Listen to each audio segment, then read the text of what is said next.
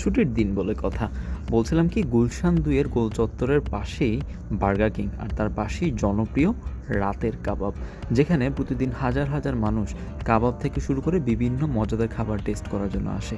সব কাবাবগুলোই মজা, তবে রেশমি, মালাই কাবাব এবং চিকেন চাপ, উফ, জাস্ট ওয়াও!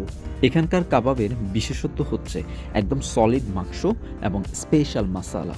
আর তাই তো বিকেলের পর থেকেই যতই রাত হয় ততই বাড়ে এখানে মানুষের সমাগম। কাবাবের সাথে খাওয়ার জন্য কেউ নিয়ে থাকে গরম গরম লুচি কিংবা রুমালি রুটি। পাতলা এই রুমালি রুটি দিয়ে চিকেন চাপের স্বাদটা যেন একদম মনে রাখার মতো। সাধারণত রাতের কাবাবের প্রত্যেকটা আইটেমই খুব ভালো হয়ে থাকে, কিন্তু দুঃখজনক ব্যাপার হলো কি জানেন, পাশের দোকানে মাংস এবং বিভিন্ন ধরনের আইটেম বিক্রি করা হয়। এই খাবারগুলো আমি কাউকে রিকমেন্ড করবো না। আমাদের খাবারের স্বাদটা নষ্ট করে দেওয়ার জন্য এই খাবারগুলো যথেষ্ট ছিল। এখান থেকে বের হওয়ার সময় দেখি কি সুন্দর রং বেরঙের বিভিন্ন ধরনের লাইট ঘরে লাগানোর মতো। একটা ভ্যান গাড়িতে করে একটা লোক এই লাইটগুলো বিক্রি করছিল।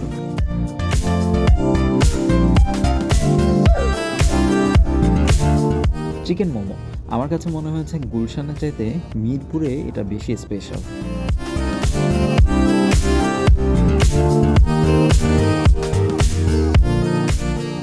কিন্তু ভাই, চটপটিটা ছিল একদম ঝাক্কাস, অনেক মজা। তবে সবচেয়ে স্পেশাল, মজার এবং টেস্টি খাবারটার কথা বলার আগে একটা ফালতু খাবারের কথা বলে নাই। এটার নাম হলো দই বড়া। জঘন্য ছিল।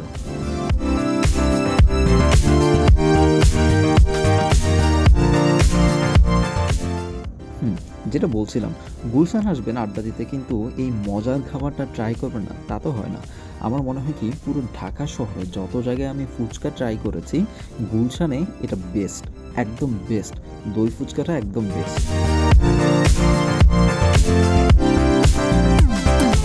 ভুট্টা, এই খাবারটা আপনাদের কেমন লাগে একটু কমেন্টে জানান তো। এটা আসলে আমরা ওই দিন ট্রাই করিনি। সবশেষে এবার এলো চা খাওয়ার পালা, যেটা ছাড়া আসলে দিন চলেই না।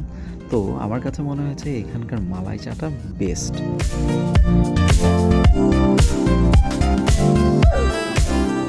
মজার ব্যাপার কি জানেন, রাতের কাবাব কিংবা রংপুর চায়ের ঠিক অপোজিটেই আছে ব্যাচেলর এক্সপ্রেস, যেখানে উটের দুধের চা স্পেশাল, যেটা সচরাচর আপনি ঢাকায় কোথাও পাবেন না। তো সব মিলিয়ে আড্ডা দেওয়া, ঘুরতে আসা কিংবা ছুটির দিনে পরিবারের সাথে সময় কাটানোর জন্য এই জায়গাটা আমার কাছে বেশ ভালোই মনে হয়েছে। আপনারাও আসতে পারেন আপনাদের সময় মতো।